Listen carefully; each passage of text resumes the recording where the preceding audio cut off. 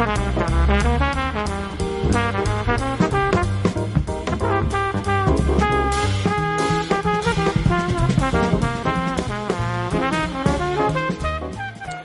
són les 8:44 d'aquest dijous 24 de febrer.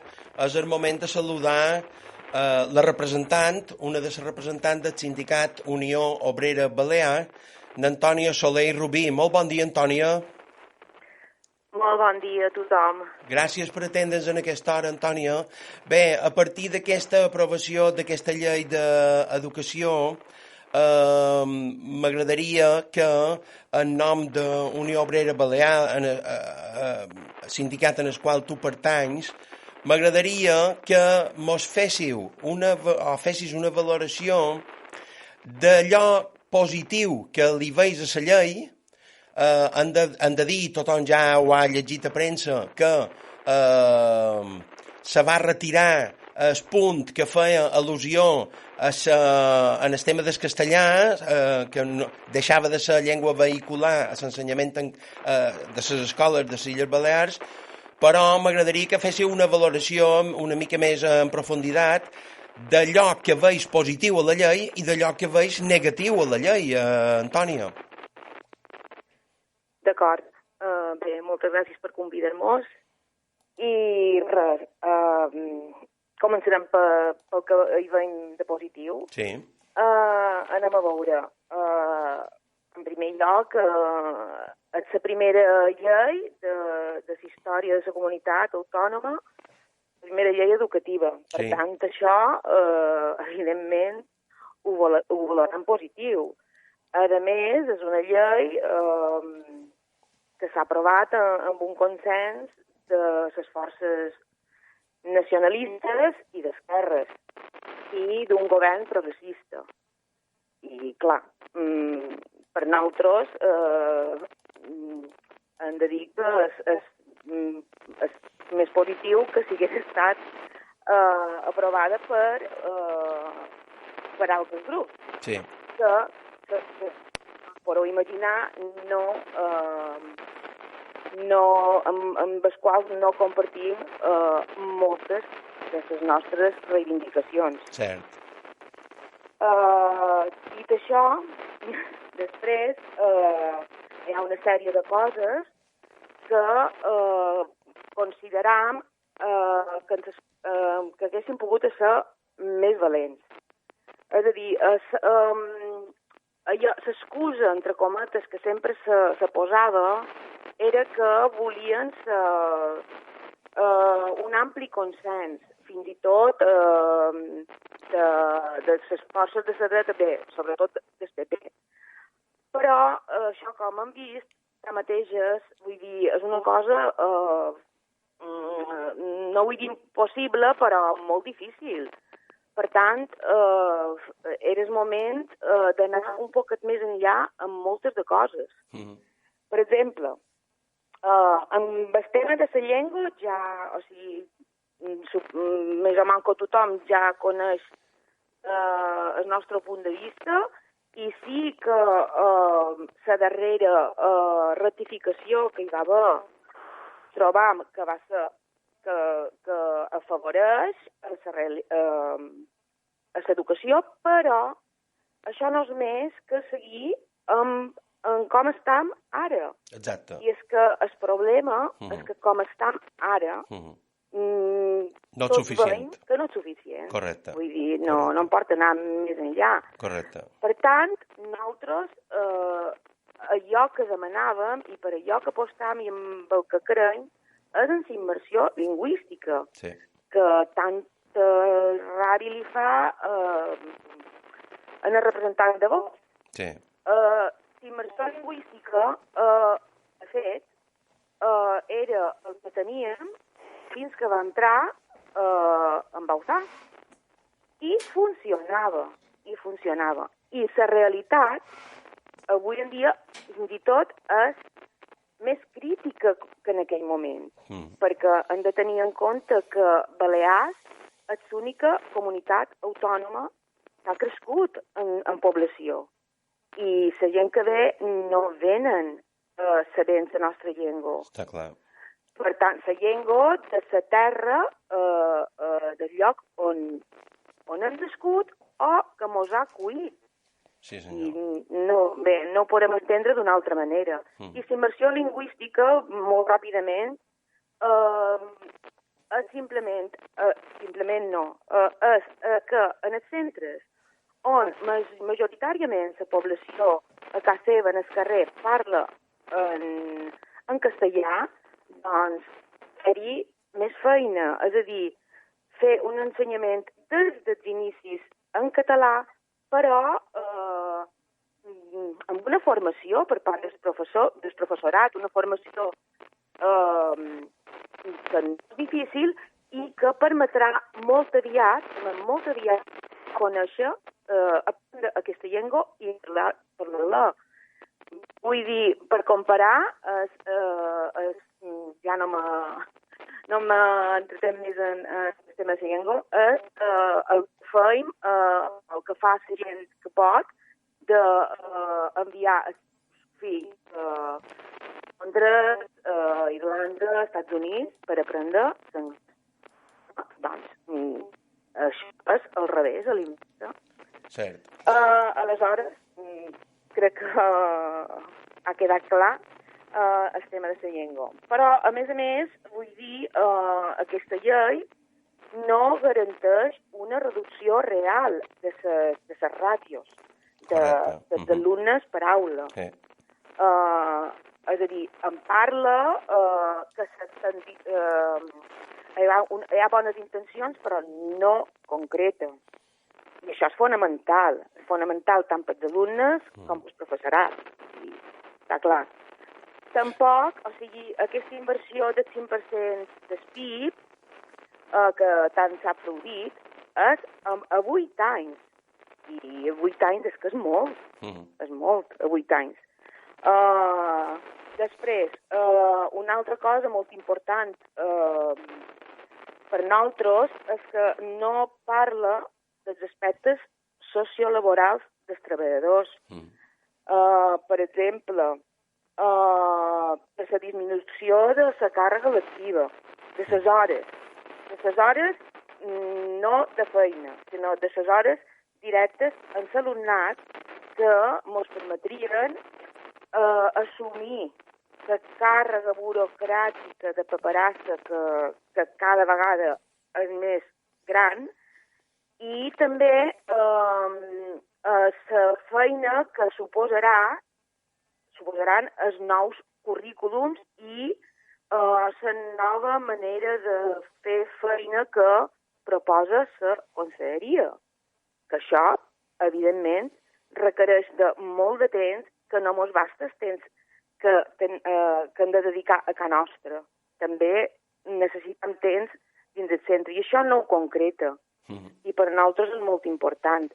Igual que no concreta res respecte a la carrera professional dels docents, de com s'articularà.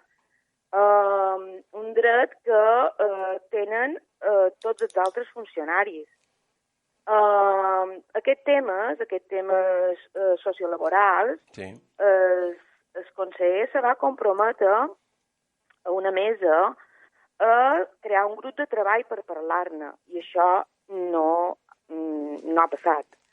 S'ha aprovat la llei i aquest grup de treball, aquesta reunió, no s'ha duit a terme. I bàsicament, podríem entrar en els detalls, però aquests són els aspectes que creiem que per damunt, que és la línia vermella per damunt la qual nosaltres no volíem passar. Efectivament. I bé, per això hem fet algunes manifestacions. Vàrem veure, efectivament, que juntament amb altres grups, com ara l'Assemblea Sobiranista de Mallorca i altres grups, anàreu allà a demostrar la vostra inconformitat. Sí. Un dels punts que nosaltres hem estat parlant també en l'estei intersindical i més o manco les línies, diríem, de disconformitat són molt similars, pràcticament les mateixes. També ells postulaven que o criticaven que el tema de 0 a 3 anys no estava ni gens definit ni gens arropat. Vosaltres supos que esteu d'acord amb això? Efectivament, o sigui, perquè hi ha una declaració d'intencions, però no se tracta d'una declaració d'intencions, vull dir, s'han de concretar més les coses i anar cap a la gratuïtat de l'educació infantil d'aquesta etapa de 0 a 3, però concretar. I això va lligat a la inversió. Clar, vull dir, les paraules són molt guapes, però són això, paraules. Per tant, està clar, evidentment, que estan d'acord en que hi hagi una tendència, que es dugui a la pràctica de l'escola de 0 a 3 anys sigui gratuïta. Hi ha algunes escoletes, però poques, molt poques. Escolta, Antònia, hi ha també el tema que en el final, quan hem porgat una mica... És que en el final, després de conversar amb diferents sectors que heu valorat aquesta llei, nosaltres arribem a la conclusió de que és una llei, com tu ja ho has esmentat abans, poc valenta, perquè en el final ens quedam en el decret de mínims. I això fa 25 anys que ja ho teníem, no és vera? Efectivament. És així, és el que he dit en el principi. Sí. O sigui, és que com que varen començar a la baixa, és a dir, l'articular va començar respecte en el tema del català a la baixa, han anat pujant un poquet després de parlar en els diferents sectors i finalment, degut a diguéssim, l'inconformitat dels partits nacionalistes, varen cedir en que la llengua vehicular no fos 50% en castellà i 50% en català. Però el fet que la llengua vehicular sigui en català, ja vos he dit, és el que està passant ara. Sí, cert. I això requereix d'una supervisió perquè tingui efecte en els resultats de la llengua que al final se parla en el carrer, d'una supervisió que jo diria que és impossible. Per això que, i a més, és el que tenim fins ara. I no, com he dit abans, veiem que no basta, o sigui, està ben clar.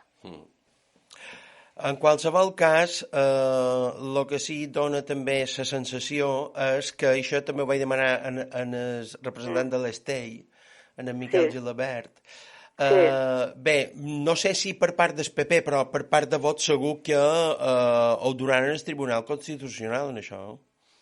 Sí, però bé, nosaltres ja hi comptàvem. Ja ho preveiem, això ja era que això, vull dir, haguéssim posat el que haguéssim posat. Sí, exacte. És incomprensible, però. Vull dir, això no és més que resultat d'un odi que és molt mal d'explicar.